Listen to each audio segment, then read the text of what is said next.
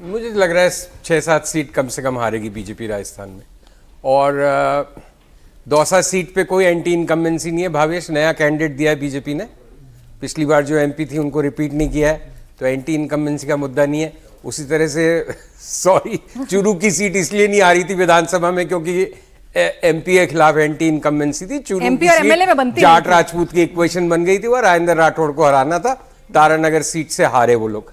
तो 543 सीटों का आकलन करने में कभी कभी ये मजबूरी दिक्कत आ जाती है कि कहाँ की बात कहाँ अपन कर रहे होते हैं। कोई मजबूरी तो नहीं, मतलब ध्यान 543 पे ध्यान रखना बड़ा आसान काम नहीं, मैं कह रहा हूँ ना, मैं जो लॉजिक है उसी के साथ खड़ा हूँ। ऐसी कोई मजबूरी मेरी नहीं है। संजीव जी, आप अपनी सीट बता दीजिए, कौन सी सीट आपको लग रहा है? मेरे हिसाब से जो 6-7 सीट हारेगी बीजेपी, उसमें सीकर है, झुंझुनू है, चूरू है, नागौर टाइट फाइट है, लेकिन मैं मानता हूं बीजेपी जीत जाएगी। ज्योति मिर्धा ये 3 सीट हारेगी। फिर बाड़मेर जो भावेश ने कहा, दौसा जो भावेश ने भी कहा, और इसके अलावा शायद भरतपुर में से या करौली सवाई माधोपुर में से 1 सीट हारेगी।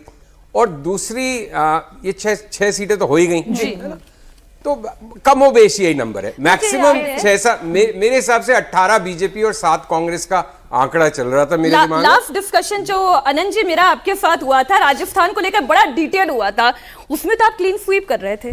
मैं आज भी कह रहा हूं, अभी भी कह रहे हैं राजस्थान में 1 या 2 सीट कांग्रेस बमुश्किल जीतेगी।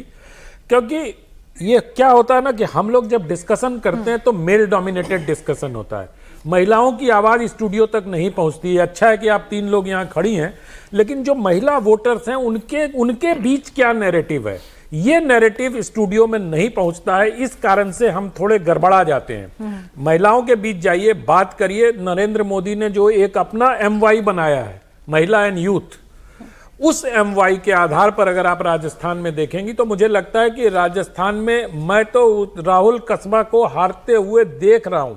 राहुल कस्बा जीत ही नहीं सकते। क्या राजेंद्र राठौर की हार में कोई ठाकुर और कोई कुछ नहीं था।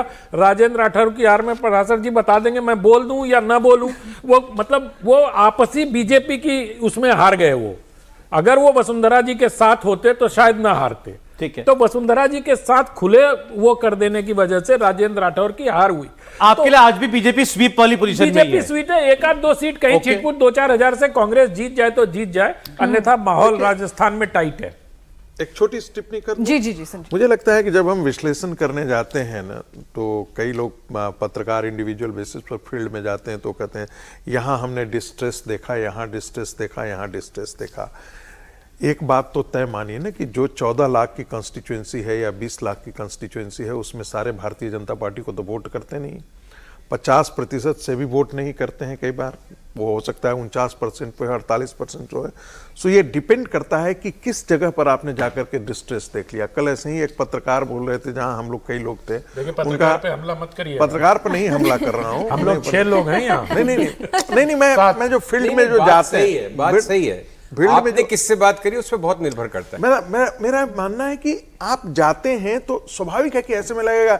हमने ड्राइवर से पूछा तो उसने कहा कि अरे भाई ये तो ऐसा है, वहां तो ऐसे कर रहे हैं। सवाल ये नहीं है, सवाल ये है कि 70% तो लोग नरेंद्र मोदी को वोट नहीं कर रहे हैं।